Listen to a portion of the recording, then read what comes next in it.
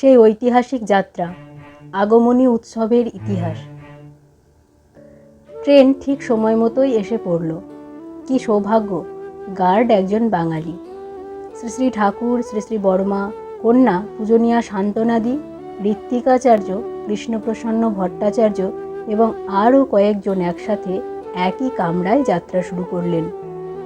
পূজ্যপাদ বরদা এবং ছোটদা সমেত বাদবাকি সকলেই একটা থার্ড ক্লাস বগির ফাঁকা কামরায় জায়গা হয়ে গেল।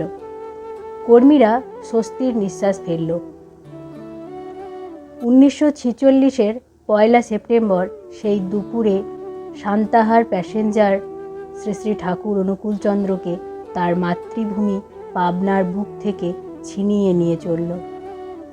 রেললাইনের দুপাশে গাছপালা, নিঃশব্দ আন্দোলন তাকে রুখতে চাইল। বাতাসের প্রতিবাদ শনশন শব্দে প্রতিধ্বনিত হতে থাকল।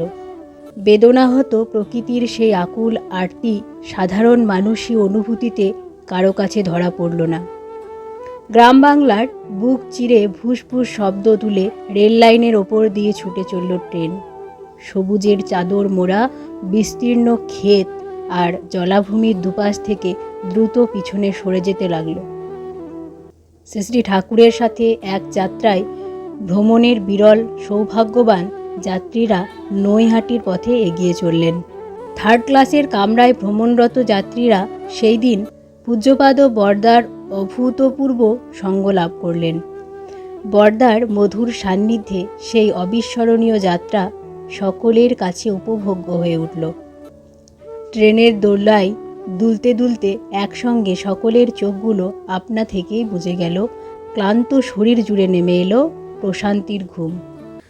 পোড়াদহ জংশন। হইচইতে ঘুম ভেঙে গেছে। কুষ্টিয়ার অন্তর্ভুক্ত এই পোড়াদহ থেকে লাইন দুই দিকে বিভক্ত হয়েছে।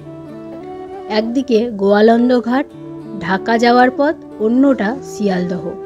জমজমাট জংশনে থার্ড ক্লাসের কম্পার্টমেন্ট থেকে প্ল্যাটফর্মে নেমে কয়েকজন শ্রী শ্রী ঠাকুরের কামরায় গিয়ে তাকে দর্শন করে এলেন। কিছুক্ষণ পরে হুইসেল বাজিয়ে ছেড়ে দিল ট্রেন। গতি বাড়ছে। ইঞ্জিনের পোড়া কয়লার গন্ধটা তীব্র হয়ে ভেসে আসছে নাকে। ছোট্ট ছোট্ট কয়লার গুঁড়ো ধোঁয়ার সাথে উড়ে এসে আঁচল ভরিয়ে দিচ্ছে। বাইরে দুপাশে রূপসী বাংলা, দূরে ছায়া ছায়া ক্লান্ত পল্লী গ্রাম, টিনের ছাওয়া, মাটির ঘর, উঠানে খোঁটায় বাঁধা গরুর গা ঘেঁষে বাছুর, ধানের মাড়াই, কচুর ঝোপ আর কলার বন। এসবই আজ কেন যেন মনে হচ্ছে ক্যানভাসে আঁকা চিত্রকরের ছবি। ট্রেন থামছে, আবার চলছে নির্ধারিত সময়ে। একে একে পার হয়ে যাচ্ছে আমলাডাঙ্গা, চুয়াডাঙ্গা, দর্শনা, রানাঘাট। সূর্য অস্ত গেছে দিগন্তে। বিকেল গড়িয়ে সন্ধ্যা নেমেছে পৃথিবীর বুকে। এবার গাড়ির গতি কমে এলো ধীরে ধীরে।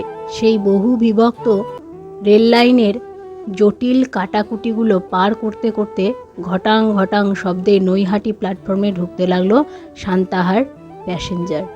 এই ছিল আজকের প্রথম পর্ব। তারপর নৈহাটিতে পৌঁছে শ্রী শ্রী ঠাকুর কী করলেন এবং তারপর যাত্রাটা কেমন ছিল এবং শেষ পর্যন্ত দেওঘরের যাত্রাটা কেমন ছিল, এই নিয়ে আমরা ধীরে ধীরে আলোচনা করব। জয়গুরু। আজকের পর্ব এখানেই। আগামী দ্বিতীয় পর্ব শুনতে হলে অবশ্যই চ্যানেলে যুক্ত থাকুন।